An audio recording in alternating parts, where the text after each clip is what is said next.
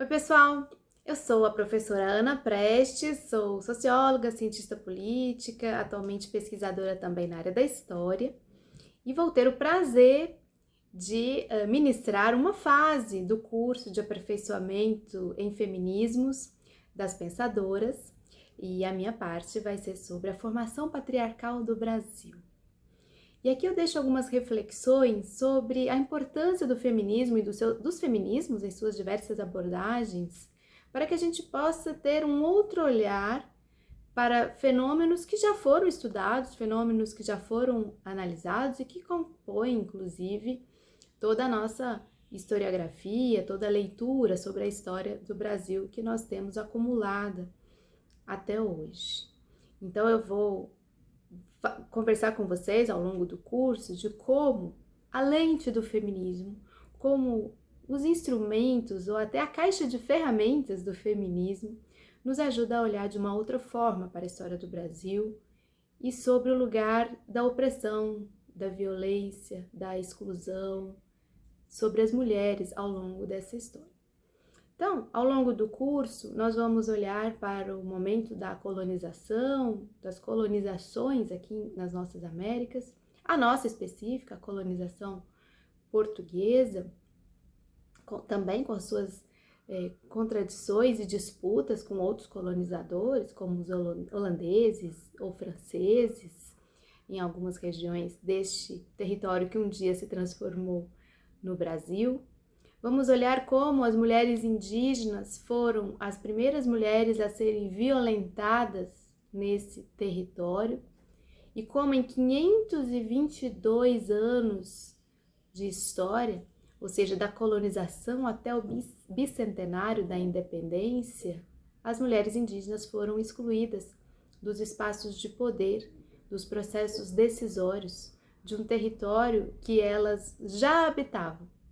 antes que os colonizadores aqui chegassem. Nós vamos ter um olhar sobre o que foi o processo da escravidão no Brasil, a maior e mais potente escravidão de todos os tempos, com o maior contingente de pessoas escravizadas, pelo mais largo espaço de tempo. Como a nossa sociedade, essa que nós vivemos hoje, na qual nos relacionamos hoje, na qual convivemos hoje, é profundamente marcada pelos 3 séculos de escravidão que vivemos aqui neste país, neste território que hoje é o Brasil. Vamos ver como e estudar e entender como processos revolucionários, como a Revolução Industrial, como a Revolução Francesa, o processo de independência dos Estados Unidos, como todos esses processos lá do século XVIII interferiram, influenciaram no processo político brasileiro, social, na alteração, no impacto sobre o olhar das mulheres e sobre as mulheres aqui no nosso país, a influência da Olympe de Gouges, francesa, da Mary Wollstonecraft, de todas essas mulheres que são consideradas seminais. A Flora Tristan são consideradas fundadoras de um pensamento crítico sobre o lugar da mulher na sociedade.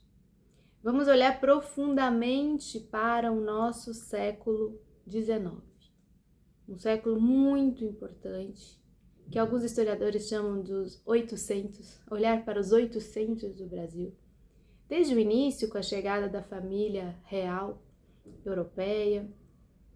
o processo de independência, a primeira constituição do país, a Constituição Imperial, a exclusão ou a não presença das mulheres e na sua possibilidade de cidadania nesse processo constitucional, nessa primeira Constituição de Pedro I, a contribuição de José Bonifácio, que em uma primeira tentativa de reforma da Constituição, lá nos anos de 1830, traz uma possibilidade de inclusão das mulheres na legislação política do país. Vamos olhar como Dionísia Floresta, essa mulher do Rio Grande do Norte, traz uma enorme contribuição para a reflexão sobre o lugar das mulheres no Brasil do século XIX. Vamos olhar para o processo abolicionista que percorre todo esse século. Vamos olhar para a influência do sufragismo norte-americano, que nasce em meados do século XIX, lá por 1850, as contradições de raça que ali surgem e que aqui também estão presentes, como o racismo permeou a formação de um pensamento crítico das mulheres brasileiras e só vem a ser superado agora ao final do século XX, início do século XXI. Vamos olhar para a segunda metade do século XIX, a crise do Império,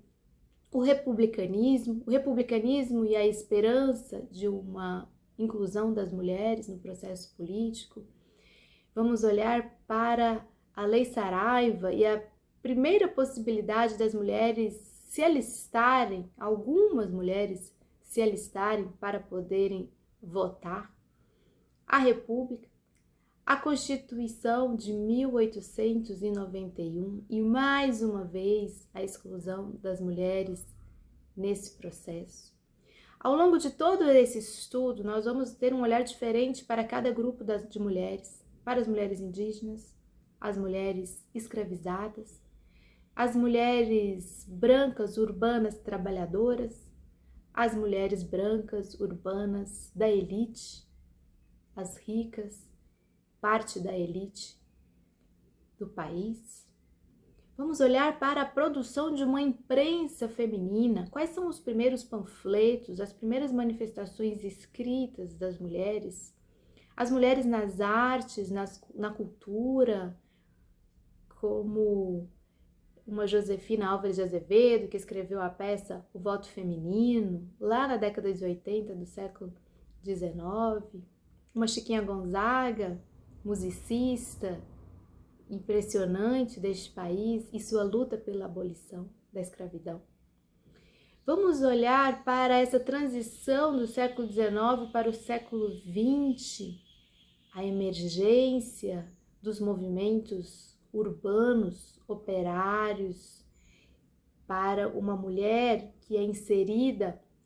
no nascente trabalho fabril e industrial de uma forma absolutamente violenta, sem direitos, uma mulher que desperta para a luta pela conquista do direito ao voto, do direito à participação política. Quem são as nossas primeiras sufragistas? Quem foi a nossa Leolinda Daltro, chamada de mulher-homem, mulher-diabo? Quem foi Berta Lutz? Quem foi Almerinda Gama? Quem foi Carlota Pereira? Todas essas mulheres da primeira parte do século XX que lutam pela inserção da mulher na política, mas por quê? Porque querem que seja dada visibilidade ao sistema patriarcal, formado nos séculos anteriores, no século XVI, no século XVII, no século XVIII, no século XIX, que deixou a mulher brasileira de fora, não só do espaço político, mas de diversos direitos, direitos humanos, direitos sociais, direitos de cidadania, para que ela pudesse plenamente viver a sua sociedade e o seu país. As tentativas de um olhar social a partir do governo de Getúlio, ali no começo dos anos 30, antes da instalação do Estado Novo.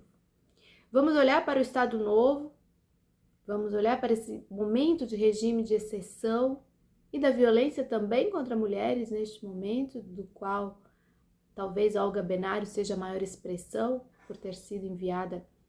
grávida para a Alemanha nazista, mas todas as mulheres que foram perseguidas durante esse período. Vamos olhar para a superação do Estado Novo, para um novo momento do governo de Getúlio, o lugar das mulheres na busca pelos seus direitos trabalhistas, nos nascentes movimentos sociais de bairros, a liderança das mulheres. Vamos olhar para o período democrático pré-revolução,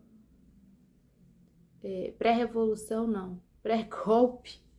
ou revolução feita de uma forma a matar a nossa democracia, que foi o golpe militar de 64. Vamos olhar para o processo anterior, constituinte, a Constituição de 1946, uma Constituição da qual participaram 0 mulheres na sua elaboração, 0 mulheres estavam naquele espaço construído que foi a Constituição de 46. Vamos olhar para esse interregno, esse período que vai até 64, a chegada de 64 e a noite de 21 anos que vai se estabelecer um regime de exceção, de ditadura, de perseguição, desaparecimentos forçados, de violência, e como esse momento reforça uma estrutura patriarcal do país. Vamos olhar para o processo da redemocratização e como o processo da redemocratização no país traz inúmeras possibilidades para as mulheres, inúmeras possibilidades de reinserção das mulheres no processo social e político brasileiro, como elas atuam, como elas participam, como se deu a bancada do batom para a Constituinte de 1988, quais são os legados dessa Constituição para que este país, por tantos séculos formado sob uma base patriarcal, consiga, pela primeira vez, tentar promover um processo de reparação, de reinserção, de reorganização das suas estruturas. Os últimos anos, as últimas 3 décadas, desde que o Brasil se redemocratizou, como chegou à presidência do país pela primeira vez uma mulher, a presidenta Dilma, como ela foi derrubada e como o seu processo de impeachment demonstra claramente a estrutura patriarcal deste país, da forma com a qual ela foi derrubada, a sua derrubada como um laboratório de entendimento deste país. O processo bolsonarista, o golpe de 16 e posterior processo bolsonarista, e como tantos se espantaram com o Brasil que estava ali, um Brasil que vem lá desse período da colonização, e mais uma vez a violência contra as mulheres. Então, nós vamos passear pela história do Brasil, lá desde o processo da colonização até este ano de 2022, o ano do bicentenário da independência do país. E ao longo de toda essa trajetória, nós vamos nos ancorar, vamos nos apoiar nos feminismos para observar onde estavam as mulheres, como elas se relacionavam dentro da sociedade, com os conflitos e as contradições existentes, quais eram os diferentes grupos de mulheres, pelo que elas se organizavam, pelo que elas reivindicavam, como elas eram excluídas, como elas eram caladas, como elas eram violentadas, como elas eram oprimidas. E hoje, em que fase estamos, em que momento estamos dessa desconstrução do patriarcado, dessa desconstrução dessa estrutura patriarcal, que na sua conjugação com as outras estruturas, como a da escravidão e a da concentração da terra e da riqueza, esse tripé, como ele se articula para formar ainda, até hoje, um país tão excludente, um país tão desigual, um país tão violento, um país em que é tão difícil ser mulher. Então essa é a nossa expectativa para o nosso curso, que vai começar em fevereiro de 2023 e para o qual estamos nos preparando com muita dedicação e com muito carinho. Até lá!